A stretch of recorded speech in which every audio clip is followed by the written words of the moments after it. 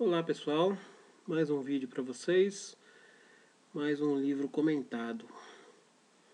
Vou falar hoje de um escritor brasileiro, novamente. Eu tenho falado pouco de escritores brasileiros, né? Então a gente tem uma literatura muito interessante, apesar de ter muita porcaria também.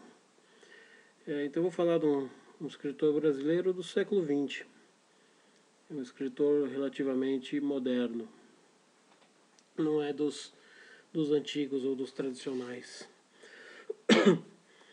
Eu vou falar hoje de J.J. Veiga, como ele é mais conhecido, ou Jorge J. Veiga. Este livro aqui,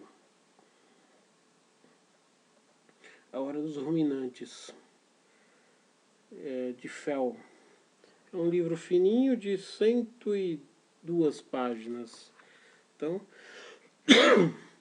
quem assiste novela, acho que dá para ler no intervalo entre um capítulo e outro, entre uma parte e a outra da novela. Brincadeiras à parte, é um livro pequeno, de poucas páginas, mas é um dos principais clássicos do realismo fantástico brasileiro. O realismo fantástico brasileiro, ele tem como, acho que os dois pilares, o J.J. Veiga e o Murilo Rubião. Infelizmente o Murilo Rubião só publicou contos, o J.J. Veiga não, isso aqui é um romance. Ele publicou alguns romances e também alguns contos. Ele publicou pouca coisa, porque ele começou a escrever com 44, 45 anos de idade, então ele tem uma carreira tardia. J.J. Veiga nasceu em Goiás, numa fazenda, em 1915 e morreu em 1999. 84 anos. Não chegou a ver o bug do milênio.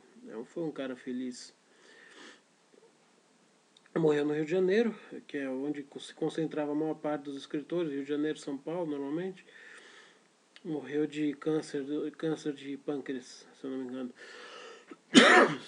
Se não foi câncer de pâncreas, foi alguma coisa parecida. Ele tem, além desse Hora dos Ruminantes, tem aquele mundo de Vaza Barros, Sombras de Reis Barbudos, Cavalinhos de Platiplanto, agora eu esqueci se é isso, mas alguma coisa assim. Que foi inclusive o primeiro livro dele, que foi já de cara, ele já foi premiado com um prêmio aí brasileiro. Eu não sou muito chegado.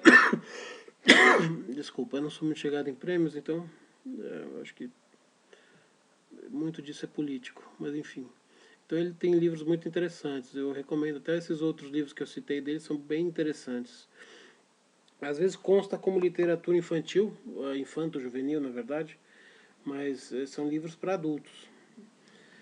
Falando um pouquinho agora sobre o livro, trata-se de um livro do realismo fantástico.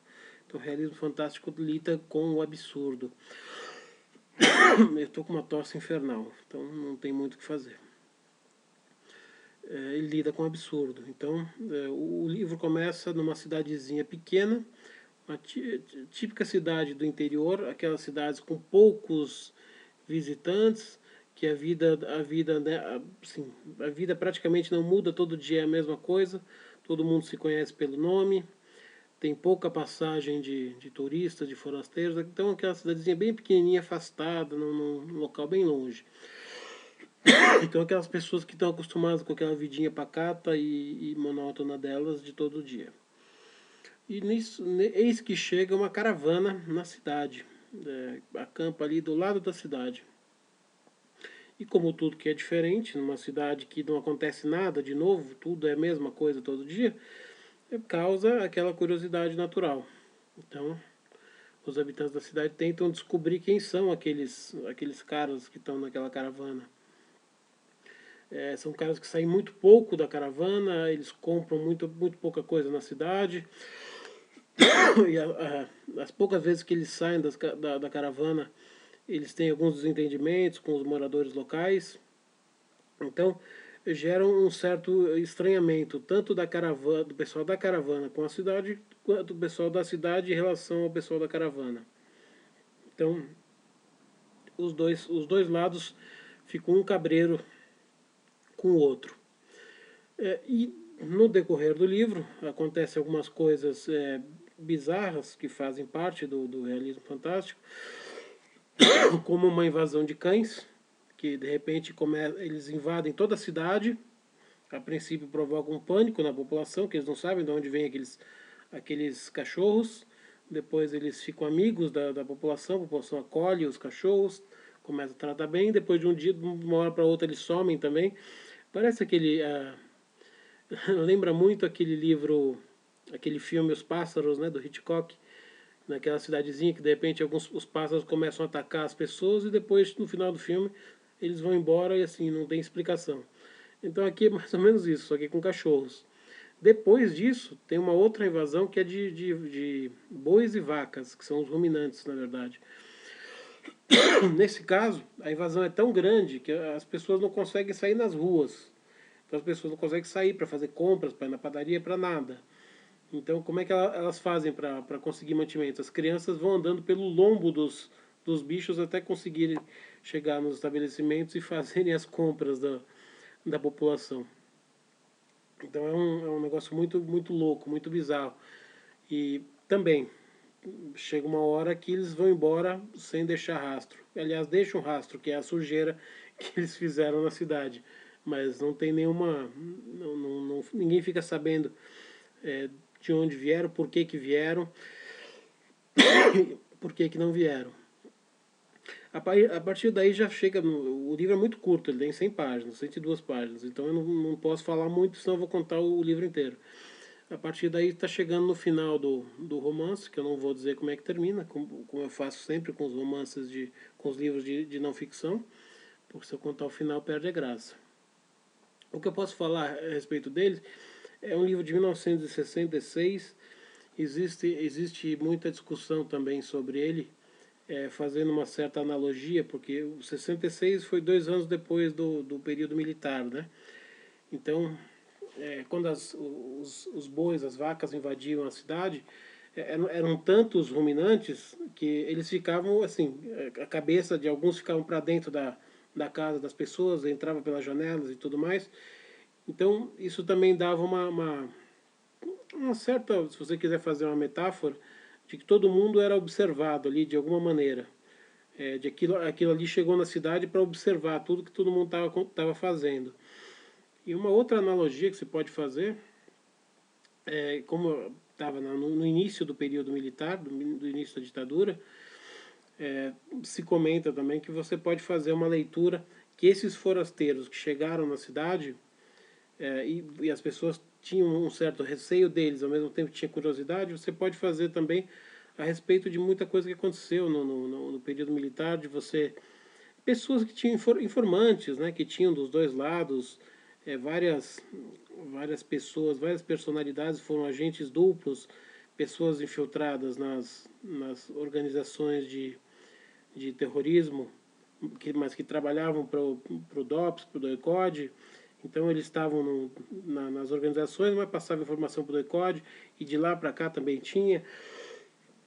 Então pode ser o estranhamento que as pessoas... De repente as pessoas estão naquele mundo há décadas que não acontece nada na cidadezinha. Está tudo pacato, todo mundo conhece todo mundo. De repente chega um grupo de pessoas ali que ninguém sabe o que é, o que estão fazendo, o que querem, quais os objetivos. Então isso também pode ter uma certa conotação com o que estava acontecendo naquela época, em 1966, quando o livro foi publicado. Então pode ter esse tipo de interpretação também. Tá? Então é isso. O livro pequeno, não tenho muito mais o que me alongar. Daria para fazer algumas outras análises, mas as mais interessantes são essas. E vocês não devem procurar uma lógica e uma coerência em livros do realismo fantástico. Se você for muito cartesiano, não, eu quero saber como é que as vacas chegaram, os bois, e quero saber como é que eles foram embora, por que eles foram embora. Não, o livro não vai explicar para você por que eles chegaram, por que eles foram embora. Isso aí é uma abstração sua. É uma abstração do autor, aliás, não sua, do autor, que você tem que compreender dentro do segmento do realismo fantástico. Se você não gosta desse tipo de literatura, então não leia, porque você não vai encontrar lógica nem cartesianismo nisso. É um outro tipo de literatura, tá? Então é isso. Tá recomendado aqui JJ Veiga. Um outro recado, em 2015, agora, nesse ano, ele completaria 100 anos de vida, se tivesse vivo, e a editora Companhia das Letras está relançando toda a sua coleção. Em capa dura, umas embalagens bem... embalagem, não embalagens, um formato muito interessante. Essa minha edição é uma edição de sebo, e essas edições de sebo aqui, de ferro, custa R$ 10 no máximo. É claro que esses relançamentos da Companhia das Letras custam bem mais, né? Porque eles vão fazer capa dura e tem todo aquele frufru do livro novo. Então é isso. Lembrando que se você gostou, dedinho para cima. Se você não gostou, dedinho para baixo.